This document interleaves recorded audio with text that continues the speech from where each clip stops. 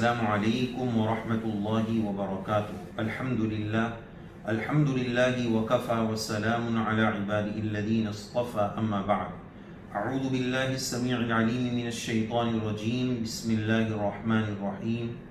ولا تقولوا لمن يقتل في سبيل الله اموات بل احیاء ولكن لا تشعرون۔ صدق اللہ العظیم۔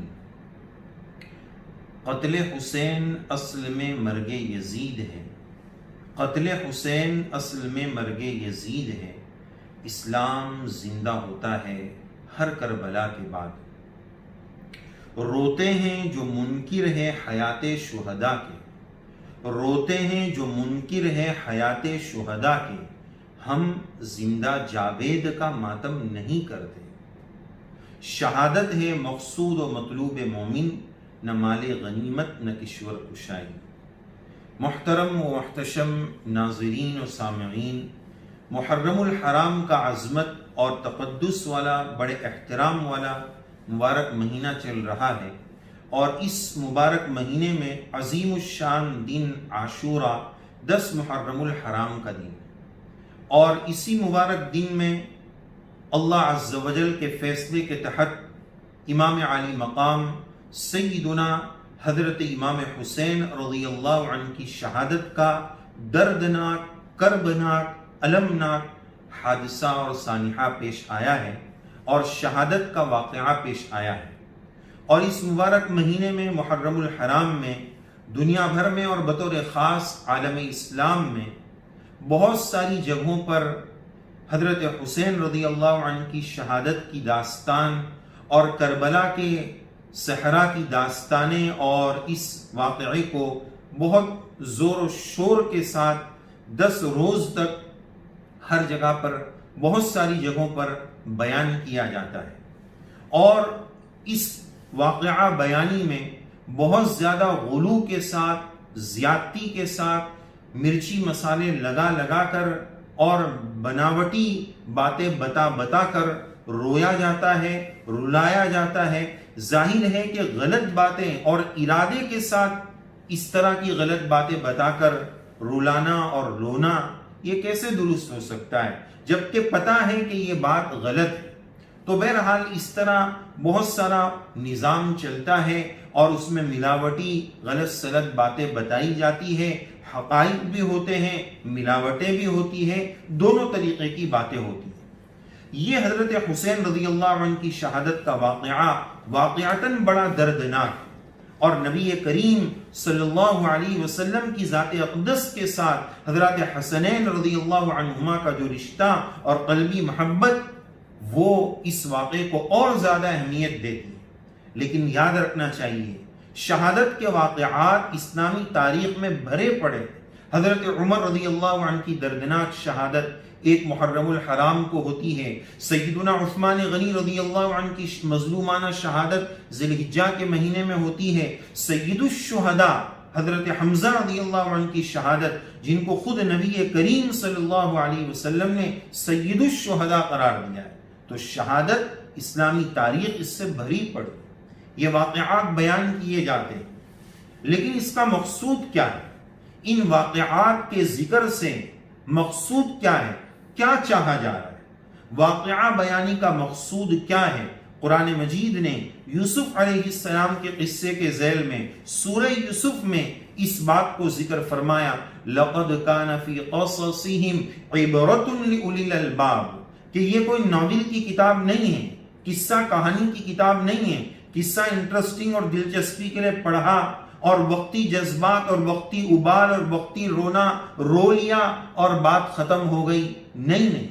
عبرتن، اس میں مورال، درس عبرت، سبق ہونا چاہیے کہ اس واقعے سے ہمیں سبق کیا ملا۔ حضرت حسین رضی اللہ عنہ کی شہادت کا واقعہ کیا ہے؟ اس کو تو بہت بیان کیا جاتا ہے، بہت تفصیل کے ساتھ اور ملاوٹوں کے ساتھ بیان کیا جاتا ہے، لیکن یہ دیکھنے میں بہت کم آتا ہے کہ اس کا سبق کیا ہے، اس واقعے سے مجھے سبق کیا ملا، ہمیں عمل کیا کرنا ہے، اس کا پیغام کیا ہے، وہ اصل چیز ہے۔ تو آج کی اس مبارک مجلس میں حضرت حسین رضی اللہ عنہ کی شہادت اور کربلا کے واقعے سے ہمیں کیا سبق ملتا ہے، وہ آپ کی خدمت میں پیش کرنا ہے۔ سب سے پہلا سبق ملتا ہے استقامت علی الدین، دین پر جمنا، شریعت پر جمنا، احکام شریعت پر جمنا۔ باطل طاقتیں جتنی بھی جمع ہو جائیں، لیکن مجھے میرے دین سے، شریعت سے، کتاب و سنت سے، اسلام سے سر منہ انحراف نہیں کرنا ہے، مجھے ہٹنا نہیں ہے، اور باطل کے سامنے گردن جھکانی نہیں۔ جو بھی ہو جائے میں باطل کے سامنے سرنگو نہیں ہوگا۔ یہ سر صرف رب العالمین کے سامنے جھکے گا، یہ سر، یہ پیشانی کسی اور کے سامنے، یہ جبین عقیدت خم نہیں ہو سکتی ہے، یہ صرف رب العالمین کے سامنے جھکے گی۔ اور استقامت یعنی دین پر جمنا، حالات کیسے بھی آ جائیں۔ استقامت کیا چیز ہے؟ استقامت کا مطلب دین پر جمنا، حالات کیسے بھی آ جائیں، حالات کا بہاؤ، حالات کا رخ ہمیں دین سے دور لے جانے پر کوشش کرے۔ ہمارے ساتھ ایسی پلاننگ ہو کہ تم کو زندگی اسلام اور شریعت کے مطابق نہیں، ہمارے بتائے ہوئے قانون کے مطابق چلنا پڑے گا، یہاں تک کہ تمہیں ورزش اور ایکسرسائز جو کرنا ہوگی وہ ہمارے بتائے ہوئے طریقے کے مطابق کرنا ہوگا۔ جب ایسا ماحول ہو جائے اس وقت استقامت علی الدین کی ضرورت ہے کہ ہمیں دین پر جمنا ہے۔ مجھے دین اور شریعت سے کوئی نہیں ہٹا سکتا، چاہے اس کے لیے مجھے میری جان اور مال کا سودا کرنا پڑے۔ حضرت امام حسین رضی اللہ عنہ نے سب اپنے اہل بیت اور اپنے رشتہ دار اور فیملی ممبرز کی قربانیاں پیش فرمائی، لیکن دین سے آپ نہیں ہٹے۔ صحابی رضی اللہ عنہ کا مشہور سوال حدیث پاک میں ملتا ہے کہ یا رسول اللہ مجھے ایسی بات بتا دیجئے کہ اس کے بعد مجھے دین کے بارے میں کبھی کچھ نہ پوچھنا پڑے۔ سرکار نے کیا جواب فرمایا؟ سفیان ابن عبداللہ ثقفی رضی اللہ عنہ یہ سوال کرتے ہیں، سرکار نے فرمایا قل آمنت باللہ ثم استقم، کہ یہ کہو کہ میں اللہ پر ایمان لایا، دل سے اللہ پر ایمان لاؤ اور پھر اس ایمان کے تقاضوں پر مضبوطی کے ساتھ جم جاؤ۔ حالات جو بھی آ جائے وہ حالات کا دھارا اللہ کے حکم سے اور شریعت سے تمہیں دور نہ کر سکے۔ تو یہ دین پر جمنا، استقامت کے ساتھ رہنا، اس کے لیے اپنی جانی مالی قربانی جو کچھ پیش کرنا ہو وہ پیش کر دی جائے۔ جب حالات آتے ہیں تب تو ڈر لگتا ہے کہ اب حالات یہ بتا رہے ہیں کہ شریعت پر عمل کرنا بہت مشکل ہو گیا، ہمیں ان کی باتوں پر ہی عمل کرنا پڑے گا۔ لیکن قرآن مجید نے فرمایا ان الذین قالوا ربنا اللہ ثم استقاموا، جو اللہ پر ایمان لانے کے بعد استقاموا، دین پر جم گئے، تتنزل علیہم الملائکہ، ان پر ملائکہ کا نزول ہوتا ہے اور ان کے لیے نہ کوئی خوف ہوتا ہے نہ کوئی غم ہوتا ہے۔ اللہ کی طرف سے بشارتیں ہیں، یہ بشارتیں اس وقت ہیں جب کہ استقامت کے ساتھ جما جائے، اپنے ایمان کو اتنا ہلکا اور بودا نہ کر دیا جائے کہ جو آئے ہمارے ایمان کے ساتھ کھلواڑ کر کے چلے جائے، میری جان، میرا مال، میری تمام تر صلاحیتیں دین پر لگ جائے، اس کو کوئی پھیر نہیں سکتا ہے، میرا جینا، میرا مرنا اللہ کی ذات کے لیے ہو جائے، میرا ہر عمل اللہ کی ذات کے لیے ہو جائے، میں دین پر مضبوطی کے ساتھ جم جاؤں، اور اللہ تعالیٰ اس کے نتیجے میں دل میں سکون، طمانینت اور اطمینان نصیب فرماتے ہیں۔ پھر اس کو حکومتوں کا خوف اور لوگوں کا خوف اور غم نہیں ہوتا ہے۔ جو اللہ کا ڈر اپنے دل میں پیدا کرتا ہے، اس کے دل سے انسانیت کا اور لوگ کیا کہیں گے یہ ڈر ختم ہو جاتا ہے۔ تو پہلا پیغام باطل کے سامنے جھکنا نہیں ہے، چاہے اس کے لیے جو کچھ قربانی دینی پڑے، سرنگو نہیں ہونا ہے، استقامت کے ساتھ دین پر جمنا ہے۔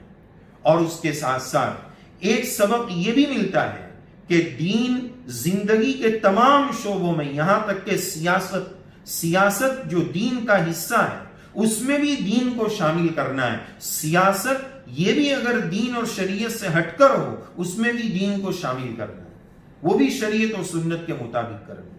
تو یہ ہے استقامت، دین کے شعبوں میں، تمام شعبوں میں، تمام زندگی کے ڈپارٹمنٹ اور شعبوں میں، شعبہ زندگی میں، شعبہ حیات میں دین کو داخل کرنا، یہ ایک پیغام ملا۔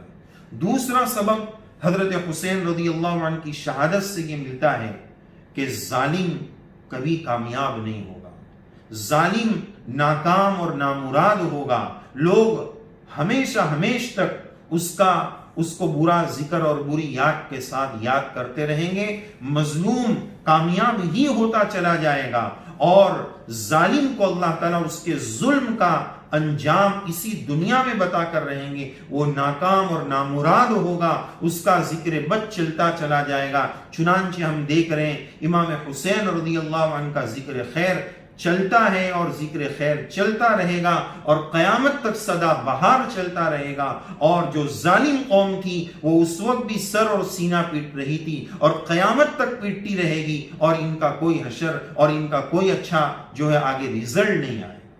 تو ظالم اپنے ظلم کی وجہ سے کبھی کامیاب نہیں ہوگا۔ مظلوم کے ذکر خیر کو اللہ بلند کریں گے، اور ظالم کو مظلوم کی بد دعا سے بچنا چاہیے۔ اللہ تعالی ہمیں ظالم بننے سے بھی محفوظ فرمائے، مظلوم بننے سے بھی اللہ تعالی ہماری حفاظت فرمائے۔ تیسرا اور آخری پیغام امام حسین رضی اللہ عنہ کی شہادت کی روشنی میں اور کربلا کے واقعے کی روشنی میں تیسرا اور سب سے اہم ترین پیغام جو یہ حدیث پیش کرنا چاہتا ہے، تاریخی روایات کے مطابق 10 محرم الحرام کو یہ معرکہ جو ہے گرم ہوا، اور یہ لڑائی شروع ہوئی صبح سے اور ظہر تک چلتی رہی۔ ظہر کی نماز کا وقت آیا، حضرت حسین رضی اللہ عنہ نے کربلا کے میدان میں ان دشمنوں سے نماز پڑھنے کی اجازت طلب کی، وہاں سے اجازت نہیں دی گئی، اور تاریخی روایات کی روشنی میں مورخین نے یہ بات لکھی ہے کہ کربلا کے میدان میں وہاں پر ظہر کی نماز کو صلاۃ الخوف، جو ایک مخصوص نماز پڑھنے کا طریقہ ہے جو ہماری فقہ کی کتابوں میں موجود ہے، اس انداز میں نماز با جماعت کا اہتمام کیا گیا اور نماز پڑھی گئی۔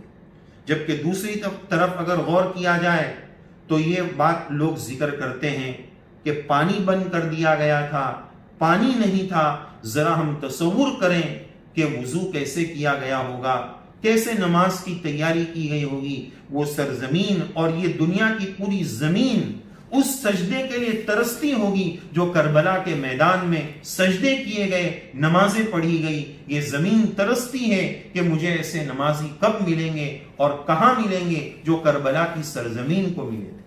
ایک تحقیق کے مطابق حضرت حسین رضی اللہ عنہ کو کربلا کے میدان میں اس وقت تھوڑی سی اونگ اور نیند آئی، اور نبی کریم علیہ السلام کی خواب میں زیارت ہوئی، اور حضرت حسین رضی اللہ عنہ سے فرمایا تھا، بیٹا ہم استقبال کے لیے آ چکے ہیں۔ تو غور طلب بات یہ ہے کہ نانا جان استقبال کے لیے تشریف لا چکے ہیں، حوریں استقبال کے لیے آ چکی ہیں، تو پھر کربلا کے میدان میں نماز کے اہتمام کی کیا ضرورت تھی؟ نماز کا اہتمام کربلا میں کیوں کیا ہے؟ یہ ہم مسلمانوں کے لیے ایک بہت بڑا پیغام تھا کہ مسلمانوں، جب ایسے سخت ترین حالات میں، کربلا کی سخت ترین حالات میں جب نماز معاف نہیں ہو سکتی ہے تو تمہارے اسی کے کمروں میں نمازیں کیسے معاف ہو سکتی؟ آج ہم نے اپنی نمازوں کا کیا حال بنا دیا۔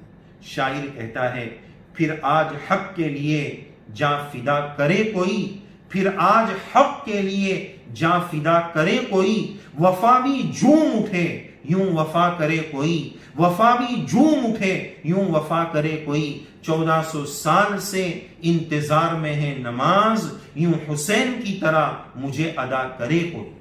تو یہ پیغام دینا تھا کہ نماز کسی بھی حال میں معاف نہیں ہے۔ میرے سرکار نبی کریم علیہ السلام نے یہ فرمایا، نماز میری آنکھوں کی ٹھنڈک ہے۔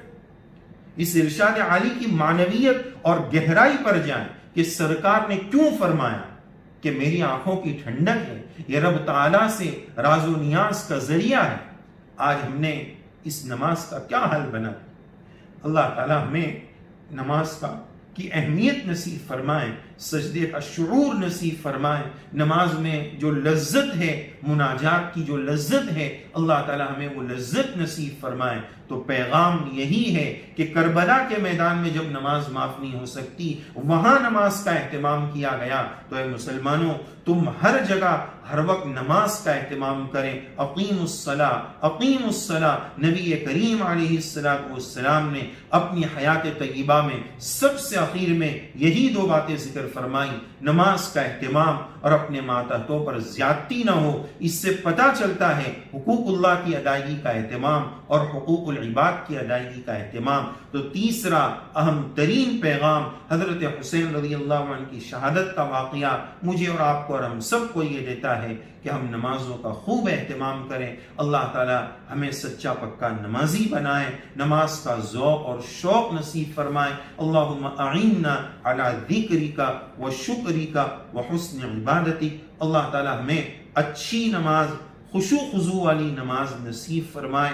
نماز میں ہمیں سب کچھ یاد آ جاتا ہے، باہر کی سب باتیں، کاروبار کی سب باتیں یاد آ جاتی ہے، جو یاد آنا چاہیے وہ مجھے یاد نہیں آتا۔ اقم الصلاۃ لذکری، نماز اللہ تعالیٰ فرماتے ہیں نماز میری یاد کے لیے پڑھو۔ اللہ تعالیٰ مجھے اور ہم سب کو ایسی نماز نصیب فرمائے جس میں اللہ کی یاد ہو، اپنی یاد والی۔ اللہ تعالیٰ ہمیں نماز نصیب فرمائے، سجدے کا سرور نصیب فرمائے، سچا پکا نمازی بنائے۔ تو کہنے کا خلاصہ کہ واقعات تو بیان ہو گئے، سن لیے اور برسوں سے سن رہے ہیں، لیکن یہ جو اسباق ہے، یہ جو مورال ہے، یہ جو عبرت کی باتیں ہیں، ان باتوں کو اپنی زندگی میں شامل اور داخل کرنے کی ضرورت ہے۔ اللہ تعالیٰ سے دعا ہے اللہ تعالیٰ اس کہنے والے گنہگار کو بھی توفیق عمل سے نوازے، ہم سب کو توفیق عمل سے نوازے، آمین یا رب العالمین۔ وآخر دعوانا ان الحمدللہ رب العالمین۔ ہے ہند میں انوکھا مرکز تحفظ دین، یہ دین کا ترجمہ ہے مرکز تحفظ دین۔